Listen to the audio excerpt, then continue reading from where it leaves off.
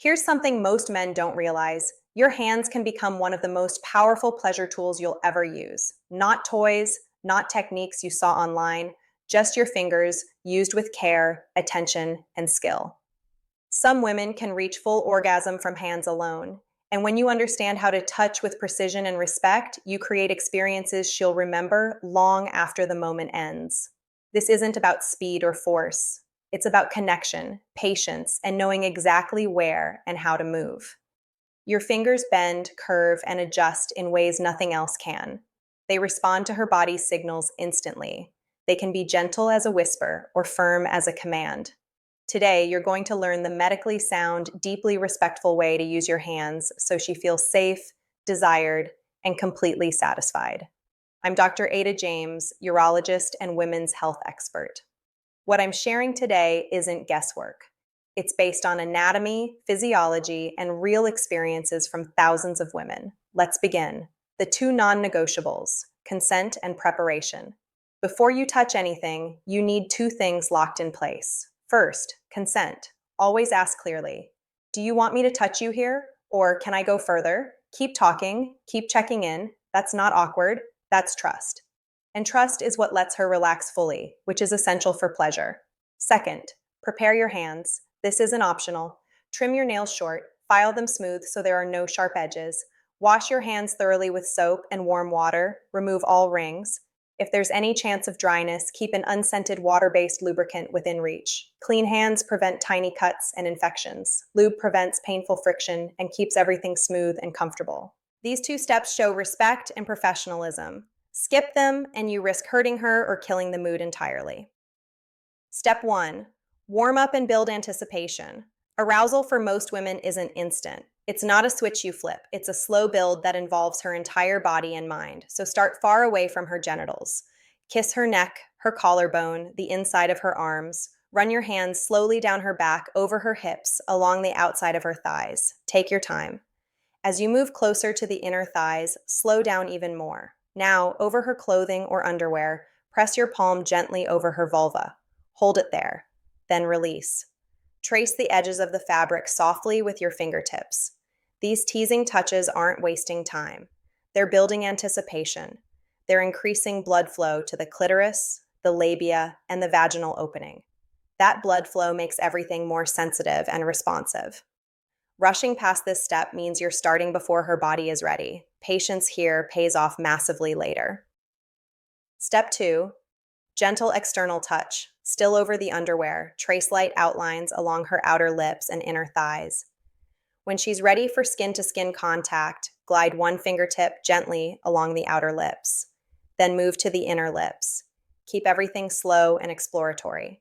Circle around the clitoral hood instead of touching the exposed clitoral tip directly. Early on, direct contact can feel too intense or even uncomfortable. Think of your touch as feather-light strokes at first. Small circles. Then gradually add slightly firmer movements. Pay close attention to her breathing, the way her hips move, and any sounds she makes. These are her body's signals telling you what feels good. Don't ignore them. Respond to them. Adjust based on what you notice. This is where listening with your hands becomes a skill. Step 3. Find a steady rhythm. Around the clitoris. Most women prefer steady, repeatable motions over random, unpredictable touches. Try circling just outside the clitoral hood, or stroke vertically from the pubic mound down toward the vaginal entrance and back up. Try figure 8 motions or side-to-side movements. Use 2 fingers together if she enjoys more surface area, or use one fingertip for focused, precise stimulation. The key here is consistency. Once you find a rhythm she responds to, stick with it. Don't suddenly speed up or change direction unless she asks. Consistency builds momentum toward orgasm. Randomness disrupts it. Step 4. Deciding when to go. Inside, wetness means she's aroused, but it doesn't automatically mean she's ready for penetration. Always check in. Ask, do you want me inside? If yes, add lubricant even if she's wet. Natural lubrication isn't always enough, and lube makes everything smoother and more comfortable. Start with just one finger. Never insert anything dry. Enter slowly. Pause just inside the vaginal opening so her muscles can relax. Avoid fast in and out thrusting. Fingers work best when you angle them and apply pressure, not when you focus on speed. Use a gentle come here motion toward the front vaginal wall.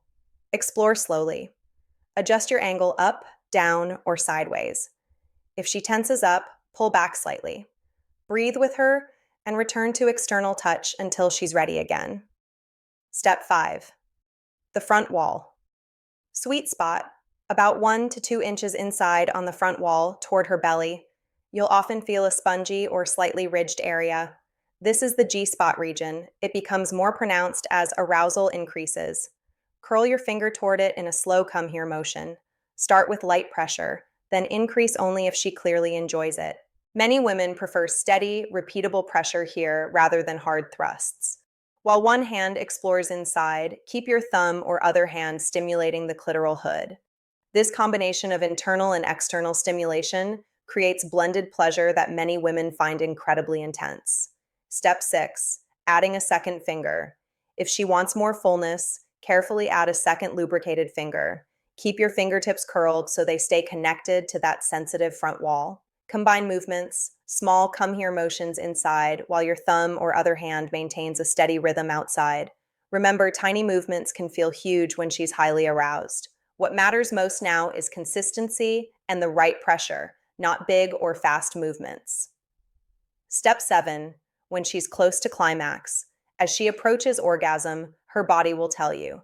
Her breathing quickens. Her hips press forward. Her thighs tremble. Her sounds deepen. When you find the pace and pattern she's riding, do not change it. If she says right there, that's your green light to hold that exact pattern steady. Many orgasms are lost when men change rhythm at the last second thinking they need to do more. You don't. Stay consistent. Step 8. Extra techniques to explore. Here are some additional moves many women love. Hood strokes. Use 2 fingers in a V shape to glide the clitoral hood up and down gently. Outer to inner waves, long strokes from the outer thighs inward, then back out to refresh sensation.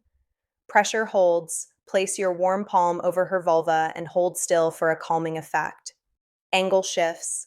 Slide a small pillow under her hips to change the angle and make the G-spot easier to reach. Step 9. Safety and hygiene reminders. Always keep nails short and hands clean. Use lube generously to prevent micro tears and delicate tissue. If you switch from anal play back to the vagina, always wash thoroughly or use a clean glove first. If she feels pain or burning, stop immediately. Add more lube and return to gentler external touch. Sharp pain is never okay. Listen to her body and respond with care. Step 10. Aftercare and communication. After orgasm, keep your touch steady, but ease the pressure as she relaxes. Many women enjoy soft strokes on their ribs, hair, or thighs during this cool-down phase. Offer her water. Later, ask one short question. What did you like most? Remember her answer. That's your real guidebook. Not every woman climaxes from penetration, and that's completely normal. Many enjoy clitoral focus only. Others prefer a mix. The best way to know is to watch, listen, and ask. Most importantly, when a woman feels safe, admired, and not rushed, her body naturally responds with more blood flow, more lubrication, and much stronger pleasure. Your hands can truly be extraordinary tools when used with patience, accuracy, and care. I'm Dr. Ada James, and I'll see you in the next one.